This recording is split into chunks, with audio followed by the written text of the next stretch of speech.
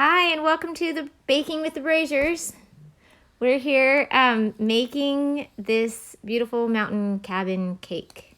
Yeah, I sure do love that wilderness cake. Oh my gosh, what is that? My prospector voice. All right, so I thought I'd show you all how I ice and stack a cake. I start with a cake board and some icing and a cake. That cake board is just wrapped in regular old tin foil. And then I put some icing in a bag, and I have a video coming of making icing because I really like the recipe that I use. And I use regular old Ziploc bags and fit it with a round number 12 Wilton tip, and then I dam and fill. So I create like a dam of icing around the edge. I hope you show that again. Yeah, There we go. I do. I show it a bunch.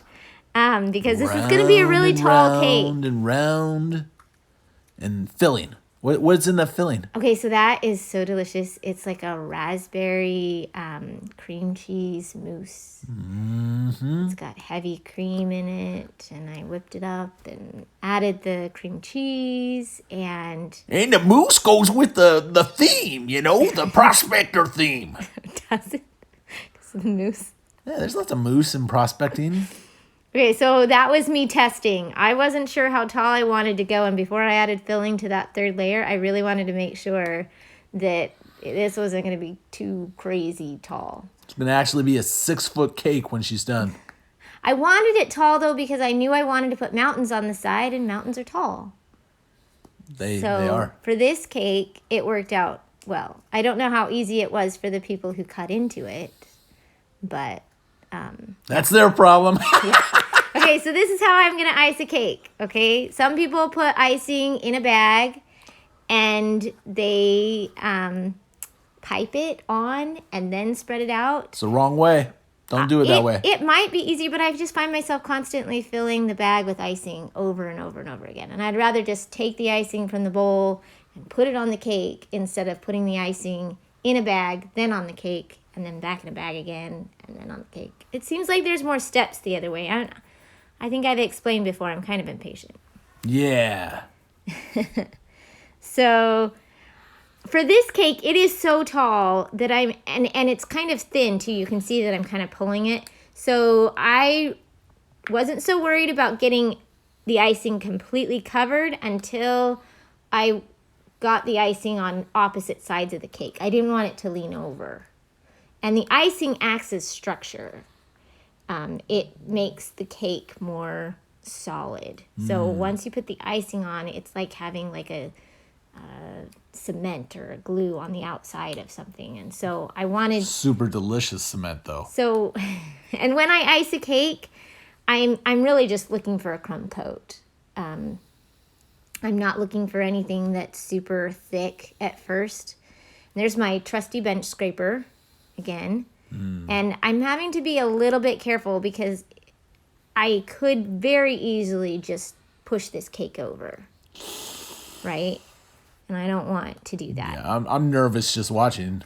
So I'm just having to be really careful with that. Okay, so that went into the refrigerator, and I know I started on the next step, but that went into the refrigerator to cool, and then I put another really thin layer in the exact same way right on top.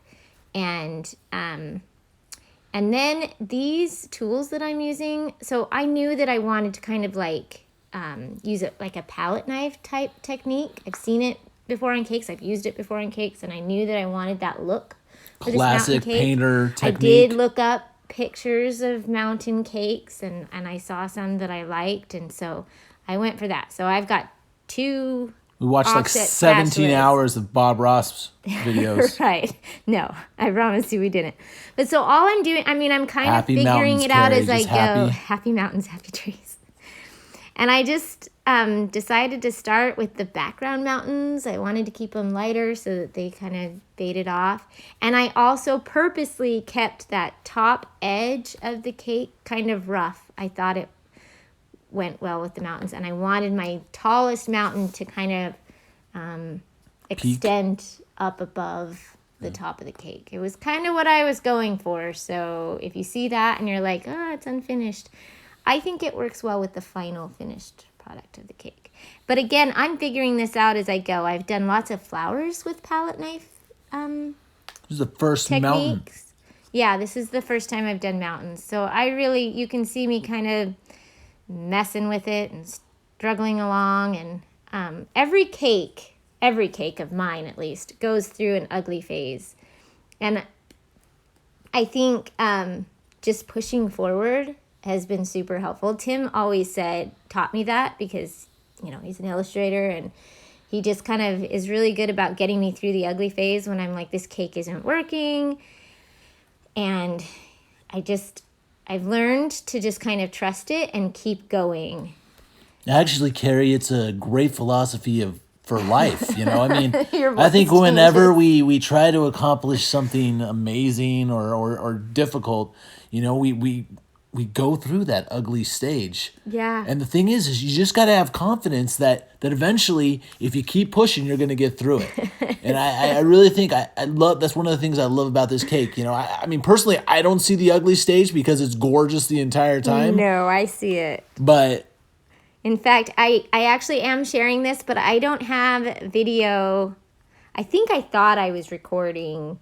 And so it's going to stop in a little while, and you're not going to get to see me finish decorating this cake. Through so the I magic of apologize television. for that. Yeah, through the magic of television, you'll get to see the finished product. But I think after a while, it did stop recording. I think I got a phone call, and Probably somebody really important. yeah. So The president needs a cake.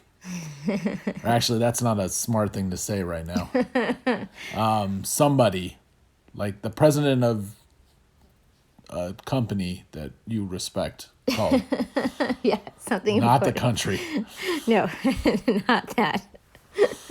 We got to be careful. We're not getting political on here. No, not at all. So I think I just kept messing. So a long time ago, do you remember the cakes that I used to do that were like beach cakes with water and Yeah, how could I forget? Those cakes were great and little islands and things? Yeah, People had volcanoes. me keep doing volcano cakes. because of Hawaii and such. Hawaii. And so I was kind of using that same technique that I used when I would make ocean water, like with waves and stuff. I'd put a little bit of white icing and kind of smear it into the blue icing to make it look like shoreline waves, when they would hit the islands. Anyway, Aloha. I use that same idea to put snow on these mountains. Like I would grab a little bit of white icing. You can see in my bowl that I grabbed, I did every shade of blue and turquoise and dark blue. I mean, just trying to get these mountains to look like,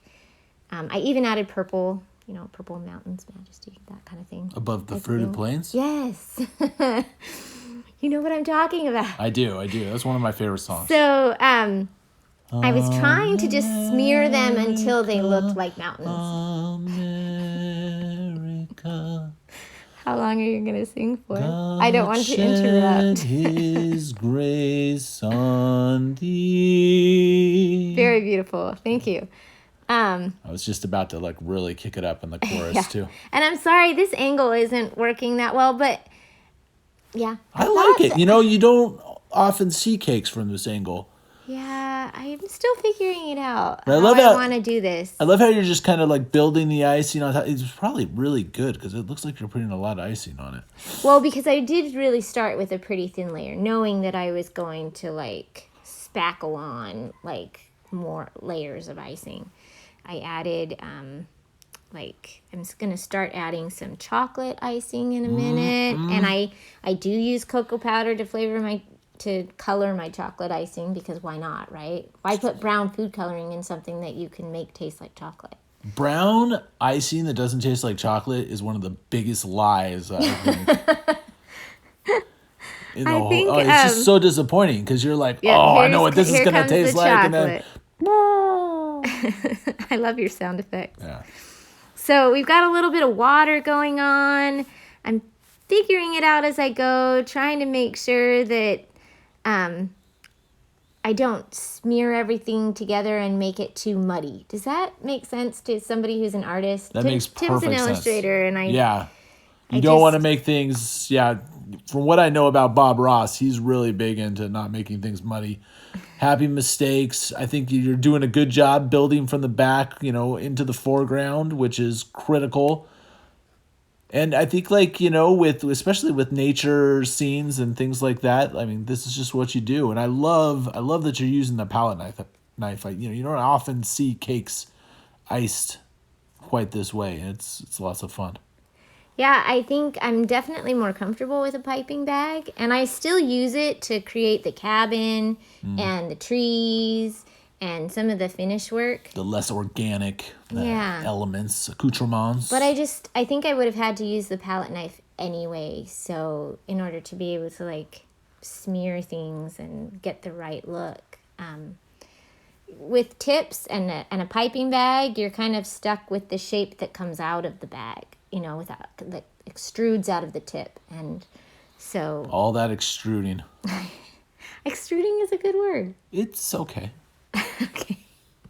So I think we're coming up on how much I videotaped for this cake. And so you'll get to see the finished product. And I hope that you really were able to see how I was able to put that icing on there. I really did just keep messing with it for a while and keep adding different colors and layering. Mostly I added white to all of the mountains to get a snow effect in the background. In the foreground, I kept the snow kind of in the distance. And then I just piped on the little pine trees and piped on a little cabin out of some chocolate icing, and that's pretty much it. Just makes me want to go on vacation. Me too. All right, let's do it. Thanks for joining us. Subscribe to Baking with the Braziers.